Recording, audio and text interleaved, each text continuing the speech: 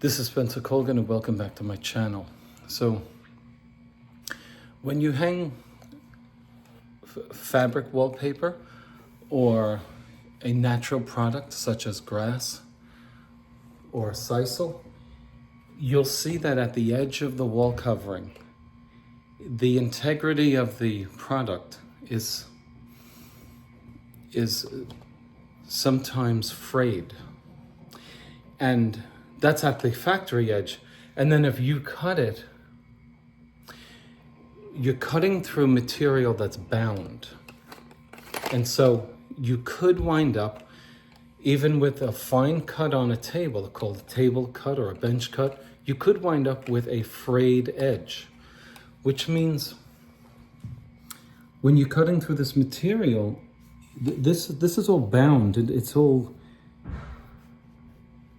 already secured by other material going under it. It's weave, it's woven, right? So the product, if you look at this on YouTube, how it's made, you'll see that it's sort of like a knot. One layer is horizontal, the next layer is vertical, and then it's bound with another strip.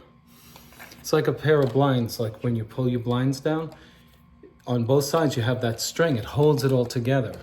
So when you cut it, you're cutting through material that's bound together. You know, like in a carpet, you can bring your carpet to a professional who binds it on the edge so that it doesn't fray and continue to fray, and then you'd have nothing left. So what I wanted to show you is that whether you're making a cut yourself or you're dealing with a factory cut, you could wind up with this. You see that? Now that happens to be a factory cut. Now you don't see it like this. You don't see that as you're looking at it. But when you come in the room, you can see it here. You can see it. And what is it? Well, if you look closely, it's just unbound material. It's unbound. So I said, let me get very sharp scissors. Now these are for cuticles. What I like about them is that the tip of it at the edge, at the top of your screen, it's curved, so I can get it against the wall. Let's check it out.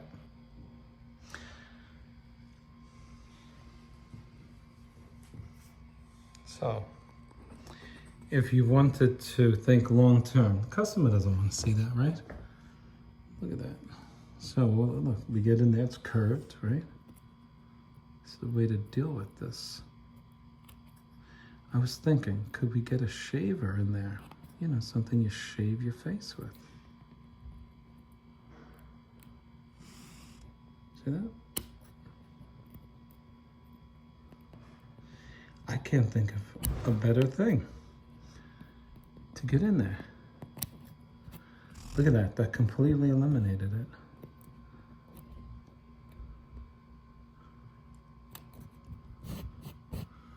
See that?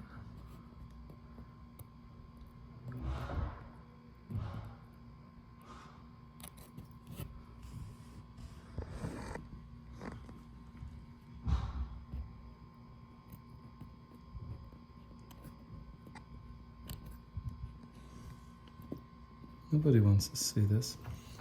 And now this is all manufacturing. Don't forget, this is not the paper hanger. So I'm cleaning up the product. Okay, unfortunately, this responsibility lays with either the homeowner or the hanger. But if you take a lot of pride in your work, you don't want that there. Because people don't understand. They don't want to hear, I didn't do it. Nobody wants to hear that. A hanger really has to be, I mean, if you really love what you do, you got to be about solutions.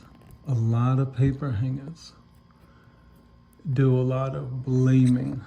Oh, that's your wall, that's your product. And a lot of times it is.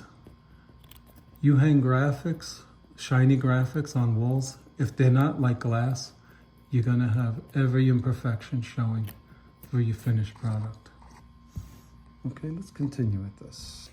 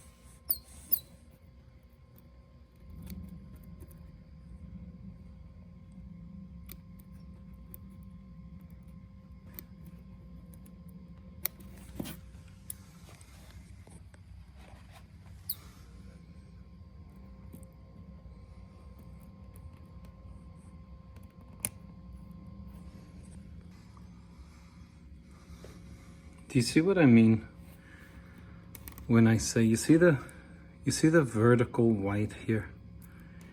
It's keeping the green down, right? But at the edge, the green has nothing to keep it down. And so you have to get rid of it. And sometimes the green is too short and it's not under the white vertical pieces. Beautiful product. But you can see how it's interwoven, and the green is relying on the white to keep the green in place. But at some point, there's a break, and that's where we get the frays from. What I suggest to do on a scene like this is to take your hand and upset the pile, so to bring it up. This way you can identify those loose ends, because if you just leave them there, you may miss them. So I move them around so I know which ones are standing up.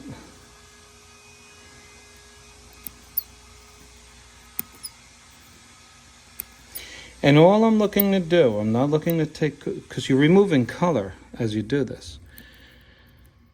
Moving that beautiful green. You see? You see right there? You'd love to just get this one under that white so you don't eliminate the color, right? You'd love to get it there. I'm just going to trim a little piece of instead of the whole thing. Okay, so we don't lose that green.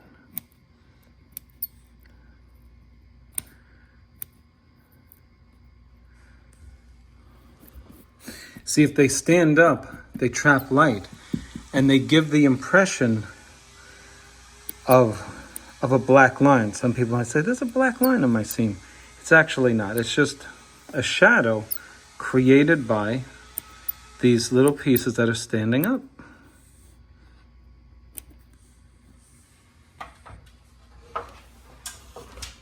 Okay.